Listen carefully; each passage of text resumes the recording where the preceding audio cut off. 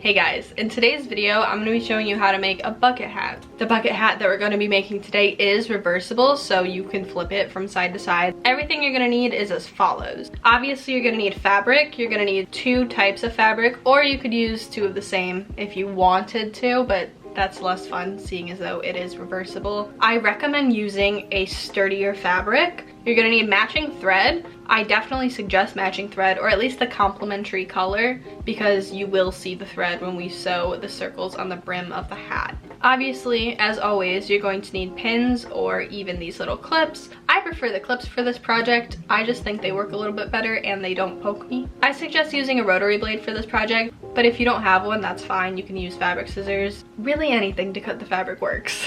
Of course, you're gonna need the pattern, which I do have available for download on my Etsy and my website. I will have a free printable download of just the pattern, nothing else, that goes along with this video so that you can print it out at home and cut it out. If you do end up printing it, make sure your printer is set to 100% scale, otherwise it's not going to be exactly right. If you need a little bit more help, I will have a written instruction booklet with the printable pattern on my Etsy and website. And last but not least, you're going to need your trusty sewing machine. If you do end up making the hat for my tutorial, feel free to tag me on Instagram. I definitely want to see all of your pictures. I'll have my handle around on the screen somewhere, and it's also always in my description. So let's get started. The first thing you want to do is print out your pattern. It's going to be pretty difficult for me to explain this without you having printed out your pattern. What you're going to do is you're going to take your first fabric, doesn't matter which one, and I suggest cutting out your circle first because that's going to be the easiest.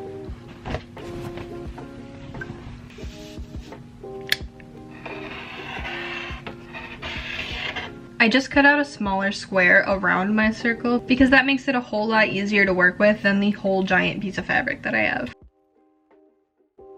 Just for the sake of making things a bit more precise, I'm going to mark around the fabric with a pen. You should probably be using fabric chalk, but because I'm using it on the ugly side, it'll be okay. You won't be able to see it. I've already included the seam allowance within the pattern, so don't bother adding anything extra. You won't need to. And now we have one very precise circle. And now on to the folding. And when I say fold, I mean fold. I'm doing it this way so that I can make sure that the folded part is down far enough to cover all of my pattern piece, which it is for both of them, so we're good. I'm gonna start with the brim piece, which is the longer of the 2. Where it is marked on the fold is where I'm going to be placing it on the fold. For the fold pieces, I'm just going to use a clip and clip the pattern to the fabric, and then I'm going to be using my rotary blade for this one. We have the fabric that I just cut still clipped to the pattern, and I'm going to show you the magic of cutting on the fold. We unclip it. Pattern is twice as big when cut out of the fabric because we cut it on the fold. So now we have a beautiful brim piece. Well, half of a brim piece because we have to cut another one. Doing the exact same thing. Unclip. And we have another magical on the fold piece that is twice as long as the pattern. So now we're done with the brim pieces from this fabric, and we move on to the headband piece from this fabric, placing the pattern on that fold and then cutting around it. And then we have one of 2 headband pieces. This one is shorter than the brim piece, so you should be able to recognize which is which, no problem. And one more time. And with the last headband piece, we are officially done with the first fabric cutting. We can say thank you to this fabric and move on from it forever. This is what your arrangement of pattern pieces should look like once they're all cut from one of your fabrics. And then because this hat is reversible, you're going to do the exact same thing with your second fabric.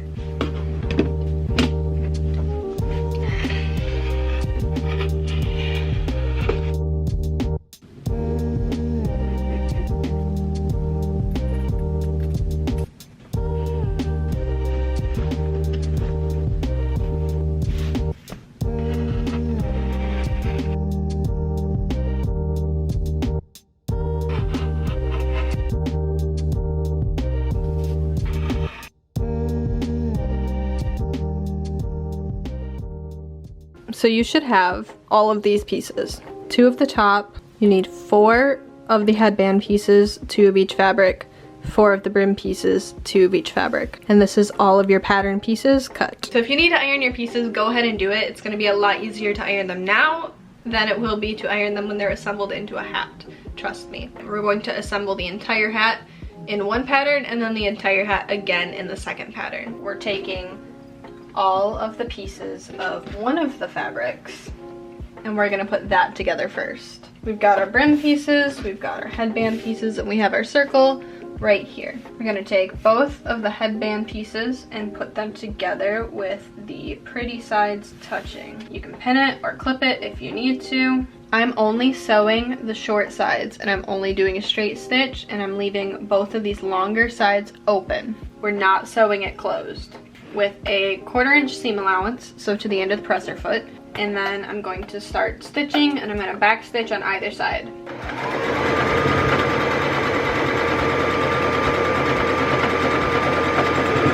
And again on the other side. So this is our headband piece, and you can flip it inside out and you can see that it's going to be a headband. I'm just going to do the exact same thing to these brim pieces. Make sure that the pretty sides of them are touching, clip them, and sew both of these short edges. Beautiful. Now we have 2 pieces. Now we're gonna ignore this brim piece and we're gonna focus on this piece and this piece. Flip this back inside out, and as you can see, the top edge here is smaller than the bottom edge there, just because they're curved. Like, this makes a smaller circle. The smaller side is what we're attaching to the top. Ugly sides out, pretty sides in. We're just lining up the edges, and I prefer clips, so I'm clipping it, but you can pin it. So I have mine clipped. 1/4 inch seam allowance, just like everything.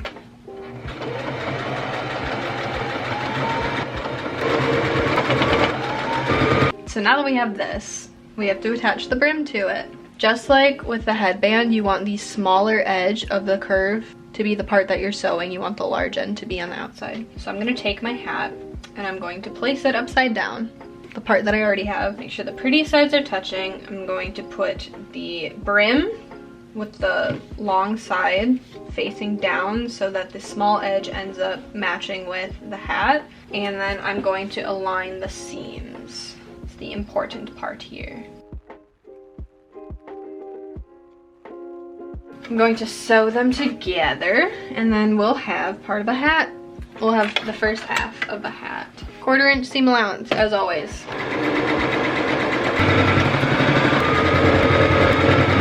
And that is one side of a hat. All you have to do next is literally the exact same thing. Repeat all of those steps with the other fabric, and then you should have 2 halves of one hat. This is what makes it reversible.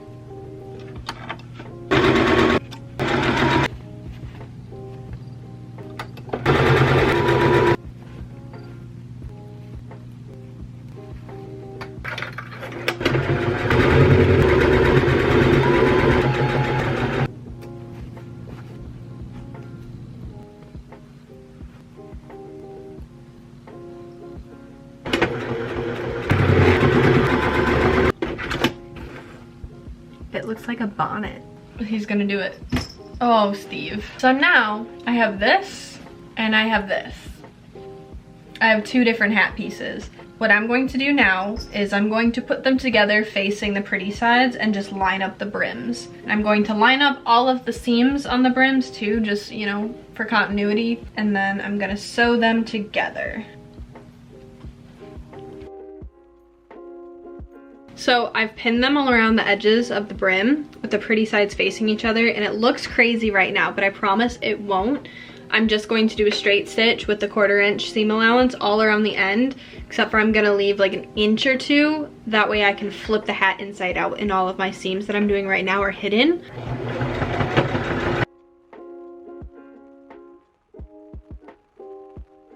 Sewn together with a big gap so that I can flip it inside out, and that's what I'm going to do now. And now it looks funny because you've got 2 hats sewn together. But just push one up into the other like you're supposed to because it's reversible. There you go. That looks more like a single hat with a different pattern on the other side. And then you're left with the opening here, and you're just going to roll it in on itself so that, you know, the edges are clean like that. There's no raw hem there. And at this point, I'm just going to do a straight stitch as close to the end as possible all around the brim of this hat. This is why I said you need matching thread. This is the part where it matters, because it's going to look a lot nicer if your thread matches here.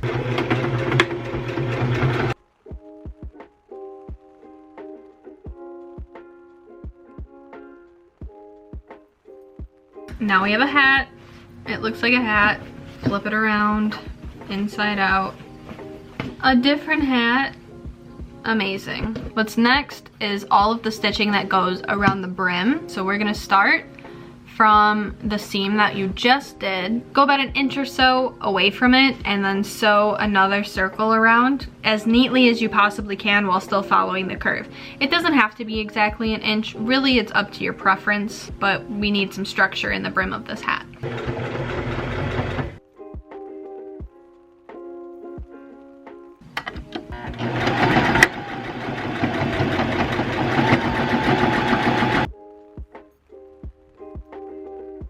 And this is our bucket hat that is reversible. It has 2 different patterns, and you made it yourself. If you were following along with the video and you actually did make this yourself, take a second to like congratulate yourself or pat yourself on the back or something, because it wasn't that easy and you should be proud because you made it. You know, not everybody's head is the same size, so if you did follow the exact pattern and maybe it was a little bit too small or too big, you can adjust the pattern to your own head size or whoever else's head size that you're making a hat for. If you do need to adjust the size of the pattern, take your pattern pieces and add a little bit of space to the end of them.